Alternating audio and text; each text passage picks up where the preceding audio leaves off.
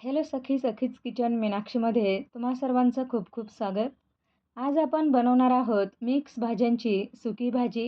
ही भाजी बनवायला एकदम सोपी, खायला खूप छान लागते आणि डब्यामध्ये सुद्धा देता येते. अशी ही चटपटीत चविष्ट सुकी परंतु थोडीशी लुसलुशीत भाजी तुम्हाला सुद्धा नक्कीच आवडणार आहे. त्यामुळे व्हिडिओ स्किप न करता शेवटपर्यंत पूर्ण पहा. चला तर मग रेसिपीला सुरुवात करूयात. कढईमध्ये तेल चांगलं तापलं की त्यामध्ये राई जिरं घालायचं. राई जिरं छान तडतडल्यानंतर यामध्ये बारीक कट केलेला कांदा घालून घ्यायचा आहे. कांदा हलक्याशा गुलाबी रंगावर परतून घ्यायचा आहे, खूप लाल नाही करायचा. सुक्या भाजीसाठी कांदा जास्त लाल करायचा नाही, अगदी थोडासा परतून घ्यायचा. कांदा थोडा परतला की लगेचच त्यामध्ये टोमॅटो घालून घ्यायचा आहे. मी इथे 2 ते 3 व्यक्तींसाठी ही सुकी भाजी बनवत आहे. त्यासाठी मी इथे 1 कांदा आणि 1 टोमॅटो घेतलेला आहे. यामध्ये मी थोडीशी कढीपत्त्याची पानंसुद्धा घालून घेतलेली आहे. टोमॅटोसुद्धा आपल्याला खूप शिजवण्याची गरज नाही. लगेचच यामध्ये वाटण घालून घ्यायचं आहे. यामध्ये सुकं खोबरं, आलं आणि लसूण वाटून घेतलेलं आहे आणि पाणी न घालता वाटलेलं आहे. लगेचच यामध्ये सुके मसाले घालायचे आहे. सुक्या मसाल्यांमध्ये घरगुती लाल गरम मसाला, काश्मीरी लाल तिखट, धना पावडर, हळद आणि थोडासा हिंग घेतलेला आहे. थोडा वेळ छान परतून घ्यायचा आहे. परतत असतानाच यामध्ये 2 ते 3 चमचे पाणी घालून घ्यायचं, म्हणजे मसाला खाली करपत नाही आणि व्यवस्थित शिजला जातो. आता हा मसाला तेल सुटेपर्यंत चांगला परतून घ्यायचा आहे. हा मसाला चांगला परतला की भाजीला चवसुद्धा खूप छान येते. ही सुकी भाजी चवीला इतकी छान लागते की तुम्हीसुद्धा बनवली तर तुम्हालासुद्धा नक्कीच आवडणार आहे. व्हिडिओ स्किप न करता शेवटपर्यंत पूर्ण पहा.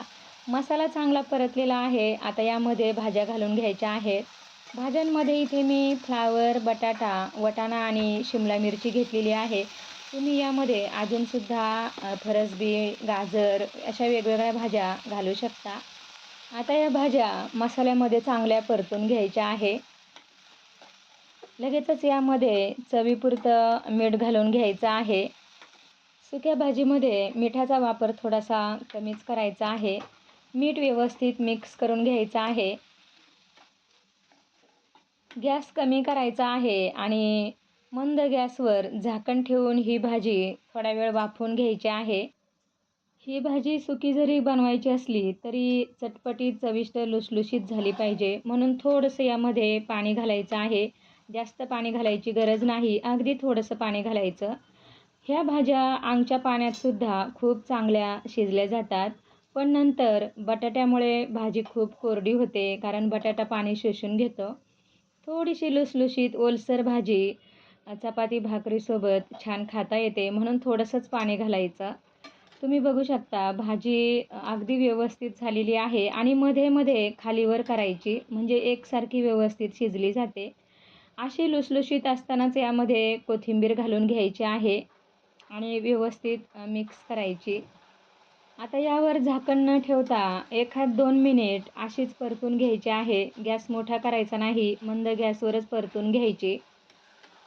तुम्ही बघू शकता एकदम चटपटीत चविष्ट मिक्स भाजी झालेली आहे. भाजी बनवायला अजिबात वेळ लागत नाही, लवकरच शिजली जाते. डब्यामध्ये दिली तर लहान मुलंसुद्धा आवडीने खातील. सुकी भाजी खूप गळेपर्यंत कधीच शिजवायची नाही, त्यामध्ये थोडीशी कसर ठेवायची. थोडीशी लुसलुशीत असली की भाकरीसोबतसुद्धा व्यवस्थित खाऊ शकतो, कोरडी वाटत नाही. आणि चपातीसोबत तर छान लागतेच. कधी-कधी भाकरी चपाती बनवायचा कंटाळा आला किंवा भाकरी चपाती खायची नसेल, तर वरण भातासोबतसुद्धा ही भाजी खूप छान लागते. सोबत लोणचं आणि पापड असला की बस झालं.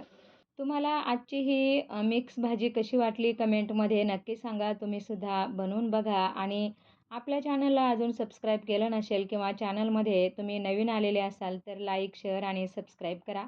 बाजूलाच तिथे बेल आयकॉन असते, तीसुद्धा प्रेस करा, म्हणजे माझ्या रेसिपीज तुम्हाला ताबडतोब पाहता येतील. Thank you. बाय.